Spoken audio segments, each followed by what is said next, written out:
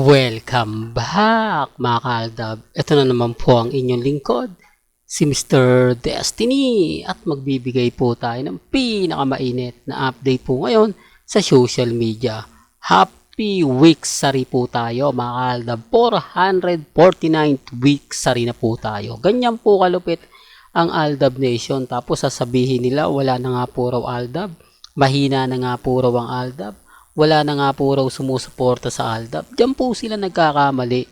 Diyan po sila nagsasabi ng fake news. Kaya nga po, takot na takot ang GMA management, ang mga tao, o ibig kong sabihin ang nasa loob ng mga umaayaw sa Aldab Nation. Kaya po, ang gulo mo, Mr. Destiny. Pasensya na po kayo. Ang ibig ko lang sabihin, ganito po, kaya maraming takot sa Aldab. Kasi pag gumawa po talaga ng isang magandang, masasabi natin na trending, tamang panahon, talagang tayo po yung mamamayagpag na ayaw pong mangyari ng management na muling magsama sila Mengay at Tisoy. Kaya ang sabi ko sa inyo, darating din po yung point mga kaaldab, tayo yung wagi, tayo yung panalo. Sa ngayon, maging kampante lang po kayo at maging matatag. Ito pong video na ipaparinig ko sa inyo, basag na basag ang R-Main dito, pati mga main fanatics at syempre mga Sanya fans, di po ba?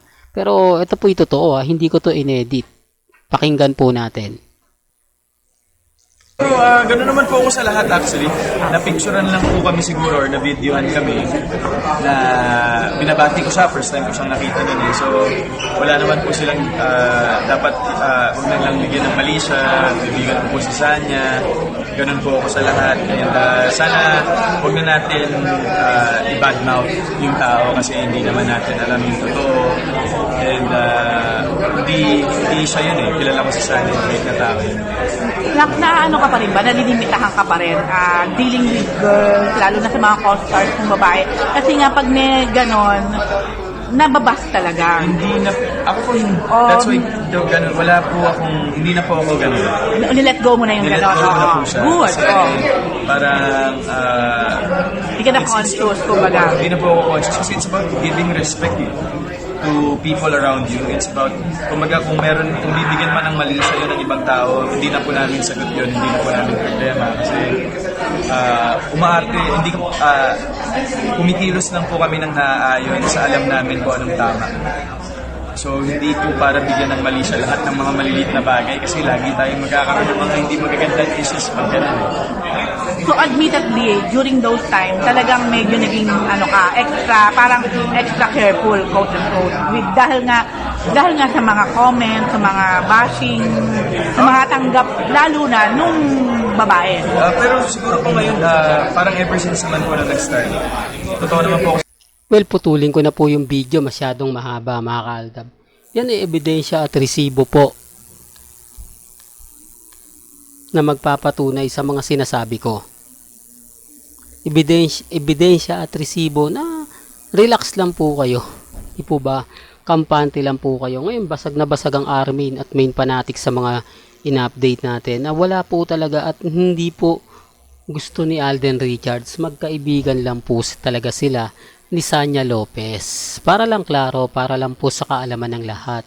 Si Main Polcarson po talaga ang totoong mahal ni Alden Richards. Kasi kung gugustuhin niya, madali lang po kay Alden. Gaya nga po ng sinasabi ng mga mamis, mga titas, mga senyor. Si Alden, talagang lahat ng mga babae talagang mahuhumaling sa kanya. Unang-una, napakayaman.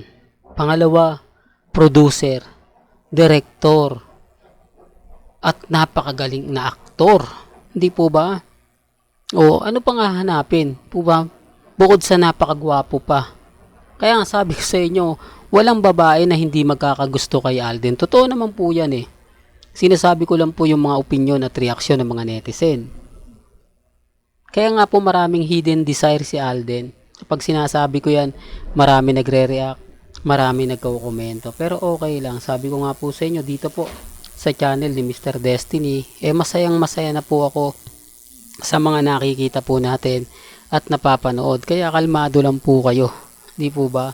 Sa dami ng mga issue na ibabato nila at laging binabato po sa akin, kayo na po bahala mag-react at magkomento. Tapos sabihin nyo kung sino nga po ba talaga yung nagsasabi ng totoo at nagsasabi ng fake news. Sa ngayon mga kaaldab, kalmado ako at kampante kasi nasa atin naman po talaga yung tagumpay. Nasa atin ang mga bagay-bagay po na talagang totoong naganap at totoong nangyari. Kasi ipagpilitan man po nila, malabong malabo. Ipagpilitan ni Sanya, fans ng Sanden, eto na po, galing na po mismo sa bibig ni Alden. At syempre, ayaw din po ni Alden sa neretokada. Kumbaga, gusto niya yung natural beauty, yung talagang totoo.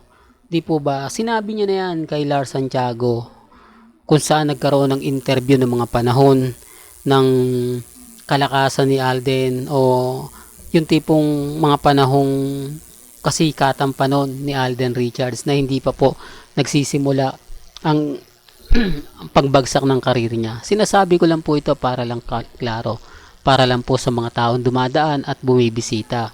Sabi ko nga po sa inyo, relax lang po kayo, kalmado lang at kampante. Sa ngayon, tayo po yung bida. Sa ngayon, tayo po yung masaya. Di po ba?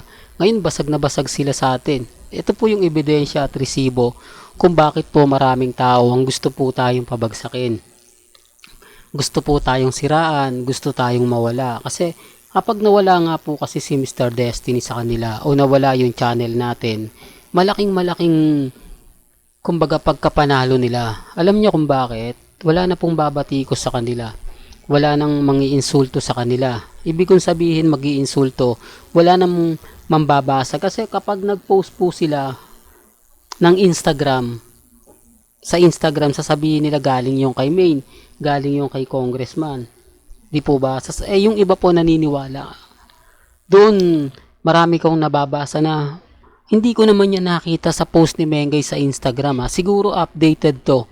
Siguro talagang siya ni Mengay, kapag nag-post si Mengay, dinilit lang siguro agad tapos na-save niya. Siguro sila lang yung binibigyan ni Mengay ng update. O nyo to, hindi po, wag po kayong maniniwala. Pag nag-post si Mengay, hindi po nagdi-delete yan. Sinabi niya na po yan. Sa Itbulaga pa po. Kaya nga po basag sila sa akin. Halimbawa may nag-post si Mengay, sila tapos sabi nila kay Mengay, babasagin ko na wala naman post ng ganon. Binubura nila, minsan hindi na gano'ng pinapansin. Kasi nililin lang sila kung pwede po pala yung ganon, di gagawin ko na. Siyempre natatakot din sila. Mamaya gayahin din ni Mr. Destiny na ito yung post ni Mengay na parang may binabati siyang Aldab Nation. Hindi na po nila magawa at hindi ko naman po gagawin yan kasi alam kong wala, alam kong hindi. Kasi babatikusin din naman po nila tayo. Kumbaga, although papabor sa Aldab Nation, hindi po ba maraming maniniwala sa akin na ganito ganyan. Same din po ng paniniwala nila na siguro nga nagpo-post si Mengay tapos dinidelete. Di po ba? Sinasabi ko lang po ito para po sa inyo, sa mga mami, sa mga tita, sa mga dumadaan po sa channel ni Mr. Destiny. Yun lang naman po yung kagandahan dito. Kung ano po yung latest na gusto nyo pong mapanood, mapakinggan, relax lang po kayo. Ngayon kampante lang tayo mga kaaldab, walang sukuan. Darating din po yung point mga kaaldab na tayo pa rin yung wagi. Tayo pa rin po yung panalo. Hindi man ngayon, hindi man bukas, di po ba? Pero darating po yung atin. Kumbaga, sinasabi ko lang po ito para lang po sa kaalaman ng lahat. Para lang po sa mga taong dumadaan at bumibisita po sa channel natin. Sa ngayon, mga kaaldab, kalmado lang po kayo. Kampante lang po kayo. Po ba? Kaya kahit ano pong sabihin nila, kahit ano pong maging komento nila, relax lang po tayo. Wag po kayong padadala at wag po kayong magpapa-apekto. Di po ba? Real talk mga kaaldab. Kaya nga po ako masayang masaya. Lalo na po kapag may nababalitaan tayong ganito, may nababasa tayong ganito. Tapos sasabihin nila, hindi, fake news yan. Walang ganyan, Mr. Destiny. Kumbaga tumigil ka na. Wala pong problema. Hindi po ako namimilit. At syempre dito naman po sa channel ni Mr. Destiny, wala pong pilitan.